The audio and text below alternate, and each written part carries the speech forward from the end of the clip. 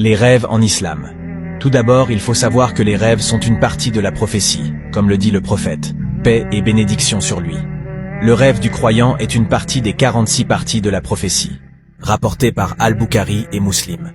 Cela signifie que les rêves peuvent contenir des messages ou des avertissements de la part d'Allah, qu'il faut savoir décrypter avec sagesse et prudence. Ensuite, il faut distinguer 3 types de rêves. Le rêve vrai, qui vient d'Allah et qui annonce un bienfait, une nouvelle, une guidance ou une mise en garde. C'est le meilleur type de rêve, car il est clair, précis et agréable.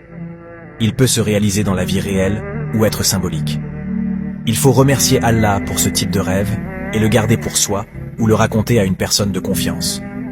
Un exemple de rêve vrai est celui du prophète Ibrahim, paix sur lui, qui a vu en rêve qu'il sacrifiait son fils Ismaël, paix sur lui, comme le rapporte le Coran. Et quand il eut atteint l'âge de l'effort, il dit « Ô mon fils, je me vois en songe en train de t'immoler. Vois donc ce que tu en penses. » Il dit « Ô mon cher père, fais ce qui t'est commandé.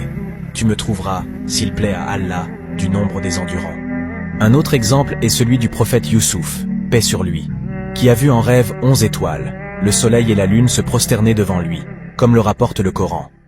Quand Youssouf dit à son père « Ô mon père, je me suis vu en songe 11 étoiles, et le soleil et la lune. Je les ai vus se prosterner devant moi. » Ce rêve était le reflet de son statut futur parmi ses frères et ses parents.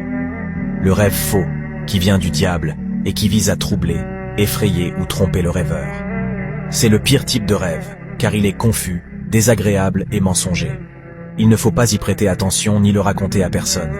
Il faut chercher refuge auprès d'Allah contre le mal de ce rêve et réciter les invocations du matin et du soir. Le rêve humain, qui vient de l'âme ou du subconscient du rêveur et qui reflète ses pensées, ses désirs ou ses craintes. C'est un type de rêve neutre, qui n'a pas de valeur ni de conséquences.